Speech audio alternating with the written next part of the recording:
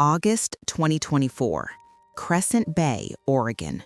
When the motel manager changed the locks on Claire Martinez's room while her 3 children watched from the parking lot, she had 4 hours to find somewhere to sleep that night. $47 in her wallet, a car with half a tank of gas, and a husband in prison whose fraud had destroyed their lives so completely that even her own sister wouldn't return her calls anymore. The county courthouse was holding a property auction that afternoon. Claire only went because driving in circles felt worse than standing still. She never imagined raising her hand. Never thought she'd bid their last money on an abandoned cabin nobody else wanted. And she certainly never expected that beneath the rotting floorboards of that forgotten structure, she'd find documents that would either save her family or destroy what little remained. Some choices aren't about right or wrong. They're about what you're willing to lose to protect the people you love. Single mom bids last $47 on abandoned cabin. What she found inside changed everything. The motel manager was changing the locks when Claire pulled into the parking lot. She watched through the windshield as he worked, methodical and unhurried, while her 3 children sat silent in the back seat. Maya, 11 years old and already too serious. Jonah and Lily, 6-year-old twins who'd learned to stay quiet when adults were angry. They'd been living in this motel for 3 weeks. Today, they were out. Claire had paid through yesterday. That was the agreement. But the night clerk had been understanding, letting them stay past noon checkout. Now it was 2 p.m., and the manager had run out of patience. "Wait here," Claire said, keeping her voice steady. She climbed out into the August heat and approached the manager, who didn't look up from the lock mechanism. "I need until tomorrow," Claire said. "I'm getting paid tomorrow." "You said that last week." "I know, but it's true this time. I have 3 tutoring sessions tomorrow afternoon, cash payments." The manager finally looked at her. His expression wasn't cruel, just tired. "Miss Martinez, I've got reservations starting tonight. Summer people pay double. I can't hold rooms for promises." Claire's hands shook. She pressed them against her sides. "Where am I supposed to take them?" He didn't answer. The new lock clicked into place with a sound of finality. Back in the car, Maya's voice was small. "Mom?" "We're okay," Claire lied. "We're going for a drive." She pulled out of the parking lot with no destination in mind, just the need to be moving. The coastal highway stretched north and south, tourist traffic heavy in both directions. People on vacation, spending money on saltwater taffy and beach rentals, while Claire counted the dollars in her wallet for the 3rd time that day. $47.38. Not enough for another motel, barely enough for gas to get them where? The courthouse came into view like an accusation. "County property auction today," the digital sign announced. Claire had driven past it twice already, avoiding the building where her husband's sentencing had taken place 6 months ago. But now she pulled into the parking lot because sitting still felt better than driving in circles, burning fuel they couldn't replace. "Why are we here?" Maya asked, her voice carrying that edge of suspicion Claire had learned to recognize. Her daughter trusted nothing anymore. "They're selling property. I just want to see." It wasn't a plan. It was barely a thought. But Claire led her children across the lawn where wealthy men in pressed shirts examined auction lists and discussed investments like they were ordering dinner. Claire stayed at the back, her children pressed close against the heat, and listened to the auctioneer's voice carry across the crowd. Properties sold for thousands, tens of thousands. Waterfront lots went for 6 figures to developers who didn't bother showing up in person, bidding by phone through their lawyers. Claire watched money change hands in amounts that would have solved every problem she had, and felt the distance between her life and theirs stretch like an ocean. Then the auctioneer's voice changed, flattening with disinterest. Item 17, single-room cabin on Widow's Peak, 14 miles inland. No utilities, no road access, structural integrity unknown. Opens at $300. Silence spread through the crowd. Even the bargain hunters looked away. 200, the auctioneer sounded bored. 100. A man in an expensive watch laughed to his companion, loud enough for Claire to hear. Probably been condemned for 30 years. $50, the auctioneer tried. Do I hear 50? Claire's hand rose before her brain could stop it. Every head turned. The crowd parted slightly, making space for people to see who'd made such a ridiculous bid. Maya's fingers dug into Claire's arm. "Mom, what are you doing?" The auctioneer squinted across the lawn. "You're bidding 50, ma'am?" Claire's throat was so dry the words barely came out. "I have $47. Laughter rippled through the crowd, not cruel exactly, but dismissive, the kind of laughter that said she didn't belong here, didn't understand how these things worked. The man with the expensive watch shook his head, still smiling. This should be good. The auctioneer conferred with a clerk, both of them shaking their heads. The murmuring crowd seemed ready to move on. Then the auctioneer shrugged with the kind of resignation that said this was the last item of a long day and he just wanted to go home. Sold to the lady for $47. See the clerk to complete paperwork. Claire felt Maya's hand slip into hers as they walked toward the clerk's table. Her daughter's palm was sweaty and shaking. "You just bought us a house," Maya whispered, "with our last money, our actual last money."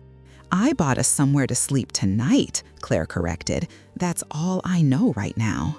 The clerk was a middle-aged woman with kind eyes who didn't ask questions as Claire counted out bills and change.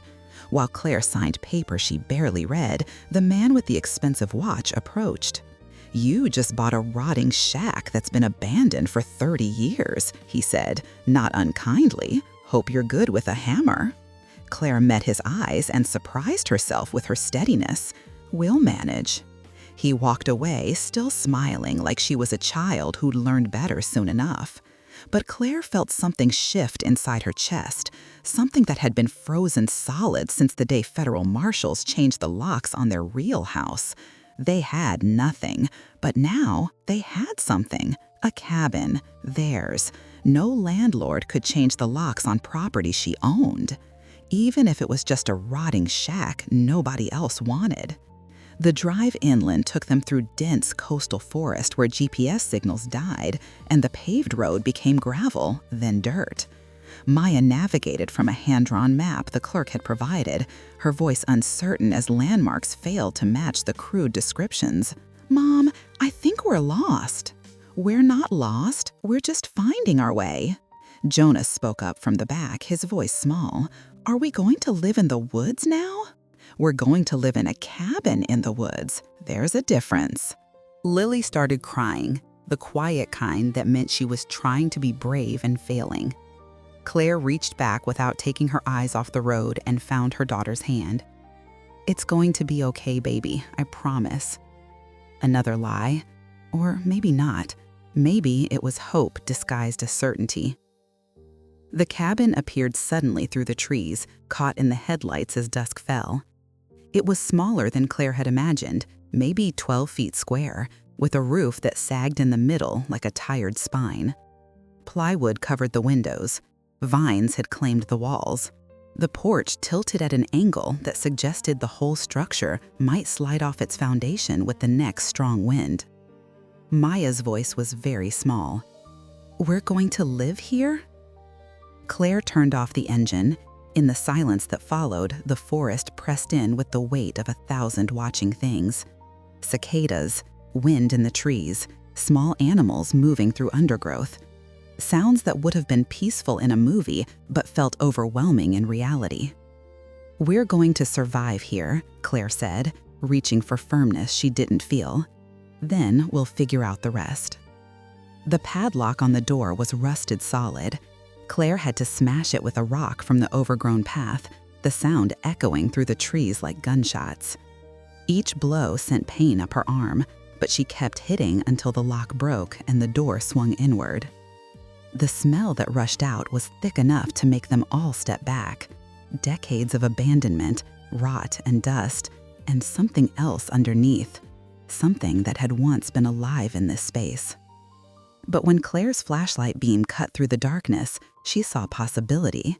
The floor was solid hardwood, dirty but intact. The walls stood straight.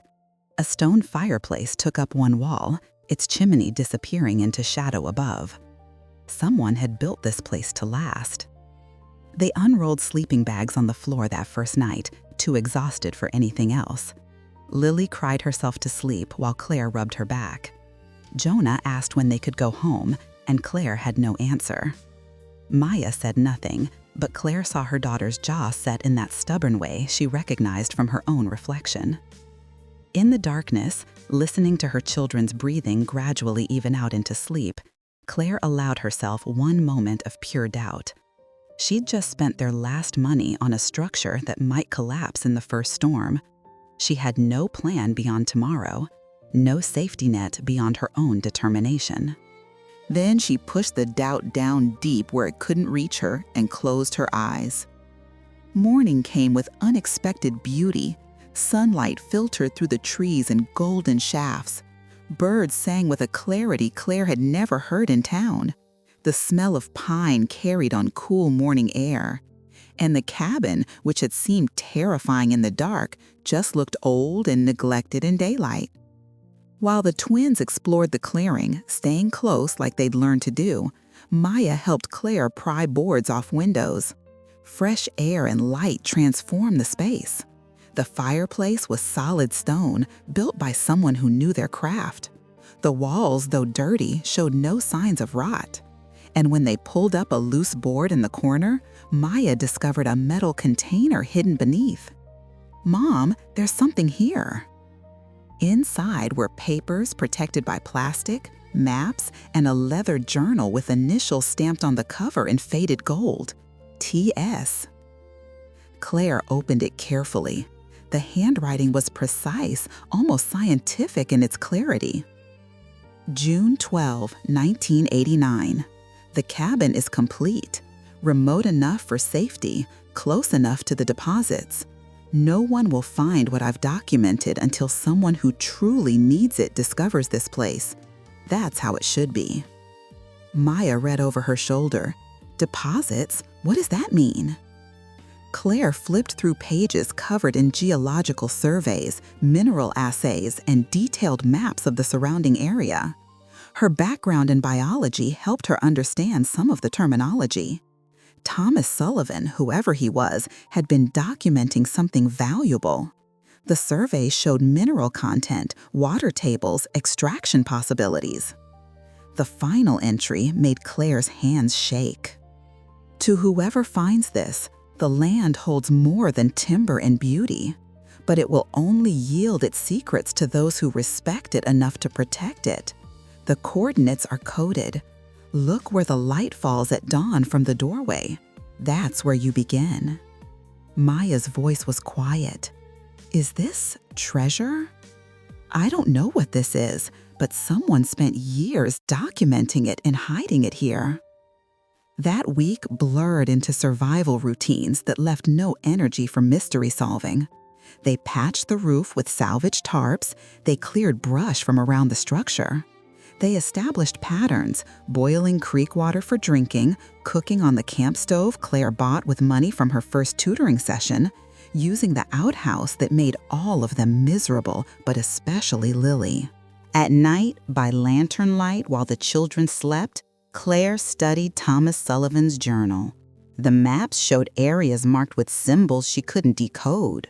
The surveys documented mineral deposits throughout the region, but Sullivan had systematically altered coordinates, creating discrepancies that would mislead anyone without knowledge of actual landmarks. It was deliberate, a code, a test. You had to know this specific land to make sense of the documentation. On the seventh morning, Claire stood in the doorway at dawn, watching light filter through the trees. Look where the light falls at dawn. The rising sun illuminated a specific ridge to the east, visible only from this exact position. Sullivan had chosen this cabin location deliberately. She followed the ridgeline on his map and found coordinates marked differently from the others. That afternoon, leaving Maya in charge with strict instructions about staying close to the cabin, Claire hiked to the site alone. 40 minutes through dense forest brought her to an outcropping of stone with veins of something metallic running through it. Claire collected samples in a mason jar, her hands shaking with possibility and fear.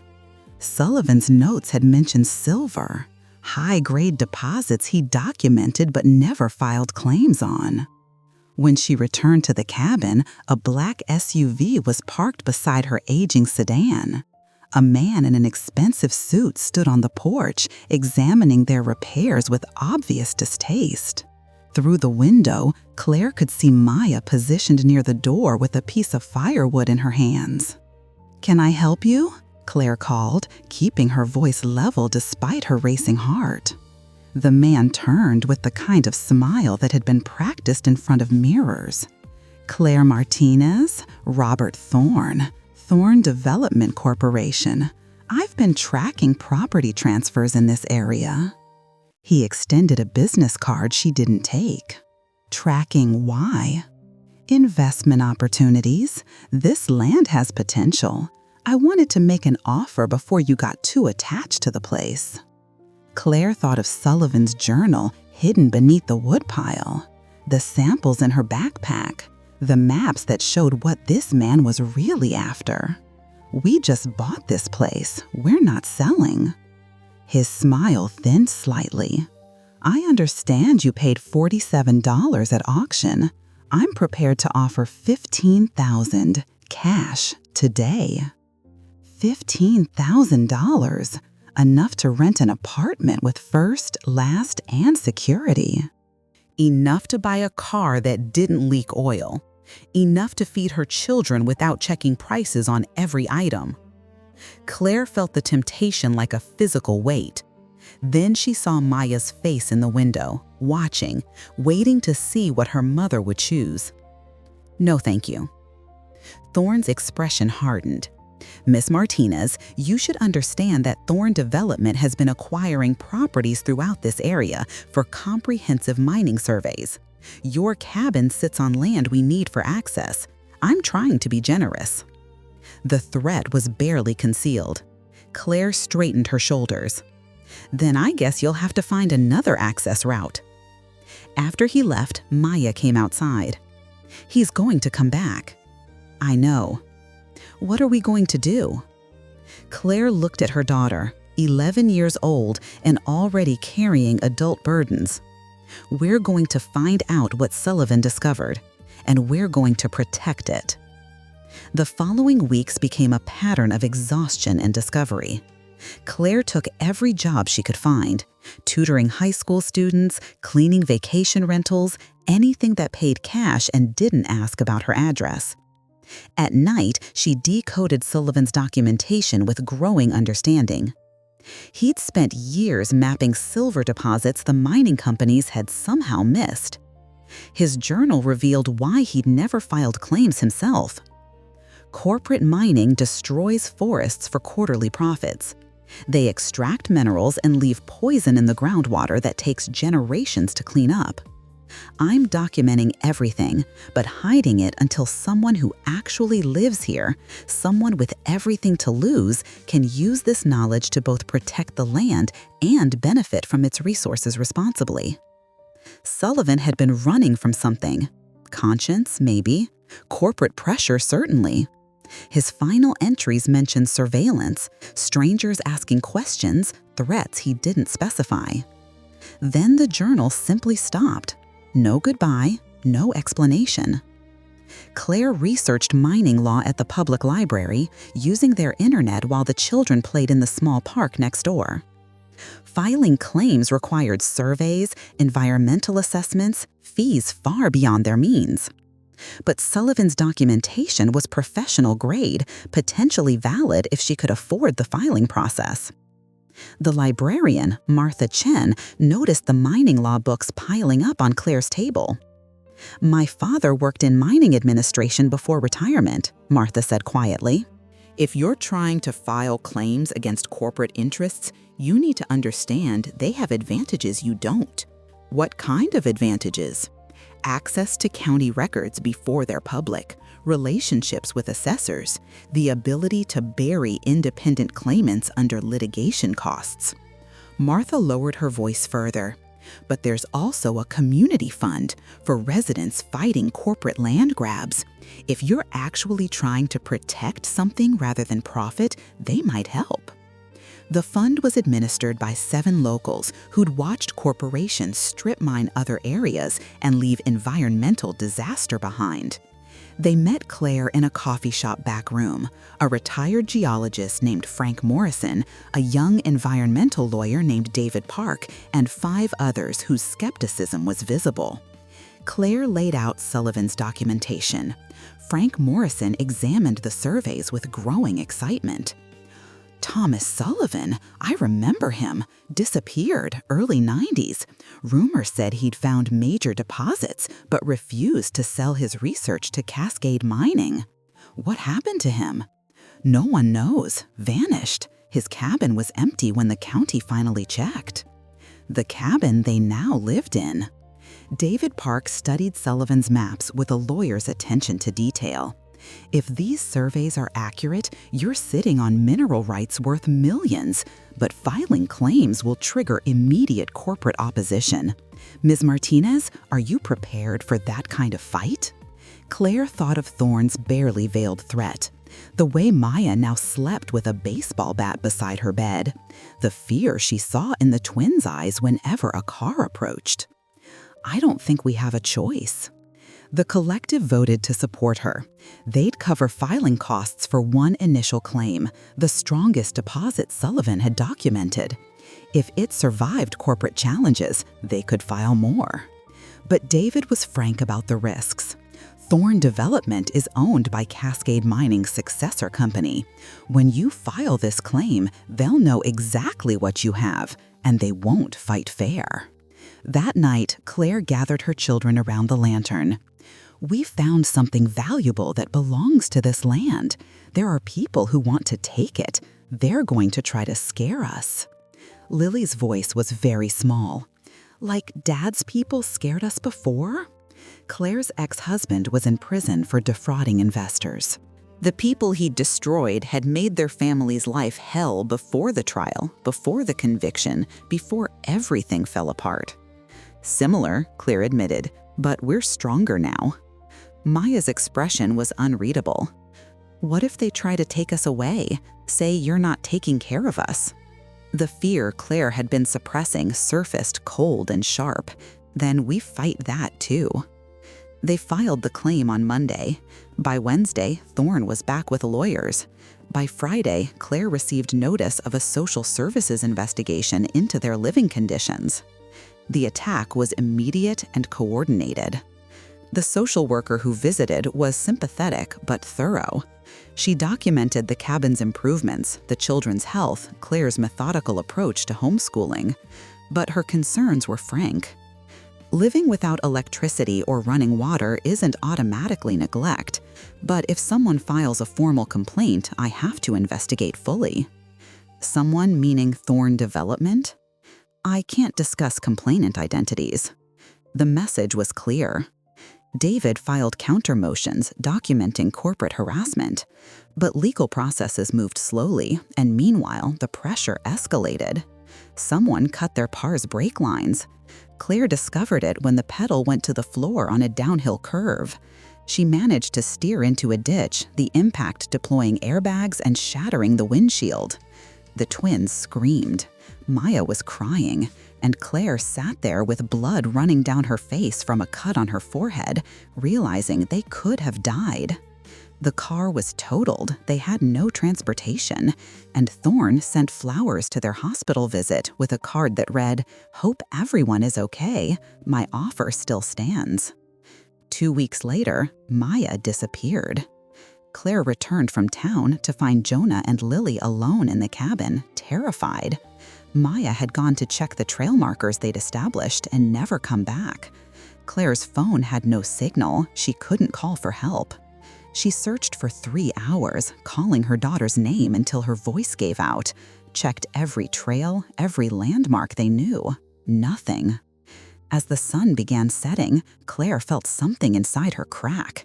She was standing by the creek, trying to decide whether to leave the twins alone to search further or stay and hope Maya found her way back, when she heard movement in the undergrowth. Maya emerged, dirty and shaking, but unharmed. Claire grabbed her daughter so hard they both nearly fell. "A man followed me from the road," Maya said, her voice breaking. "He said if we didn't leave, next time I might get actually lost for real." That night, after the children finally slept, Claire made a decision. She called David Park. "I'm ready to settle. Tell Thorne he can have it all for $50,000, enough to get my kids somewhere safe." She heard David's surprise. "Claire, are you sure? We're so close to—" "I'm sure." But Maya was awake, had been listening from the doorway. "So we run again?" Her voice cut through the darkness. "Like we ran from Dad's mess? Like we've been running since everything fell apart? This isn't running, it's protecting you.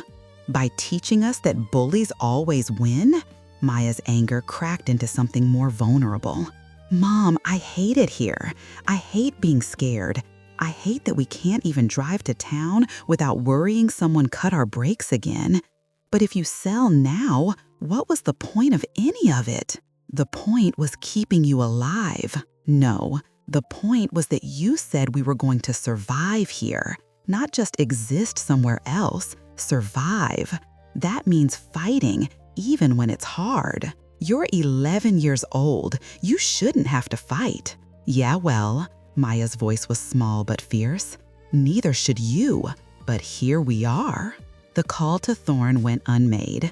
Instead, Claire contacted the collective. "We need to accelerate.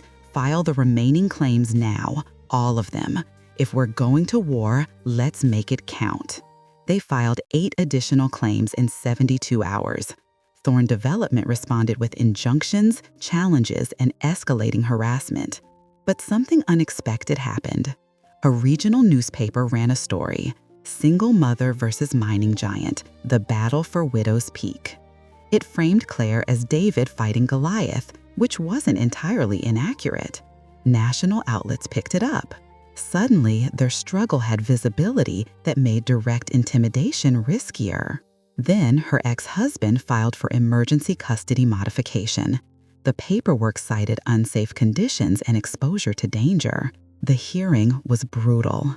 Her ex's lawyer painted Claire as reckless, unstable, choosing minerals over her children's welfare. But when Maya took the stand, something shifted. "Are you happy living in the cabin?" the judge asked. Maya considered carefully. "No, it's hard. We don't have things other kids have. But I'm not scared of things being hard. I'm scared of learning that fighting for what's right doesn't matter." "Do you feel safe with your mother?"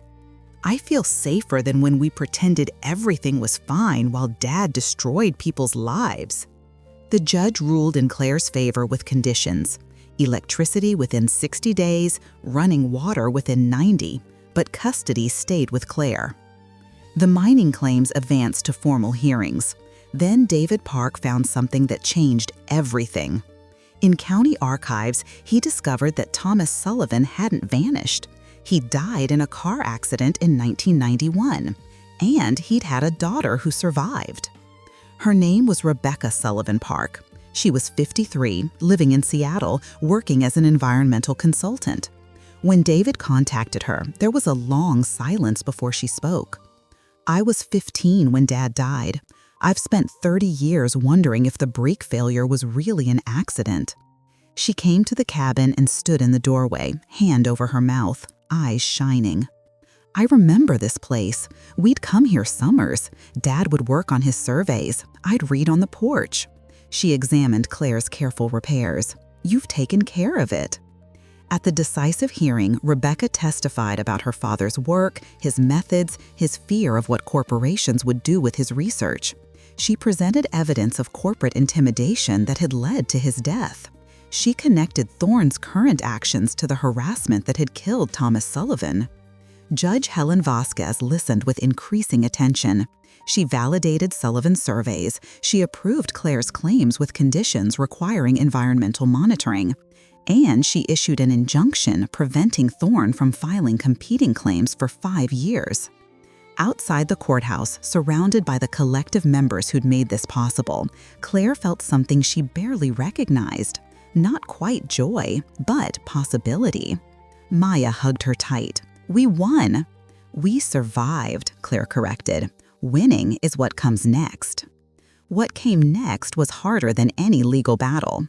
Actually implementing Sullivan's vision, extracting silver while preserving the forest and protecting groundwater, required technology that barely existed and investment that wouldn't see returns for years. But Claire wasn't alone. The collective evolved into a cooperative. Rebecca provided technical expertise. Frank Morrison consulted on geology. David Park handled ongoing legal challenges. And slowly, painfully, they built something Thomas Sullivan had only imagined. 2 years later, Claire stood on the expanded cabin's porch, watching Jonah and Lily play in the clearing. Maya was inside, working on applications for university science programs. The sustainable extraction operation was working, generating enough income to support families throughout the area while keeping the forest intact. Robert Thorne appeared at the edge of the clearing one evening, on foot this time, no lawyer, no threats. "I came to admit defeat," he said simply. "Defeat? You found something we searched for since Sullivan disappeared, and you're doing something we never imagined possible, making it work without destroying everything around it." He looked genuinely curious. "How?" "By remembering the land was here first. We'll be here after. We're just borrowing its resources." After he left, Maya joined her mother on the porch. "You think he meant it?" "I think he's trying to understand something his whole career taught him was impossible." They sat in comfortable silence, watching fireflies emerge in the gathering darkness.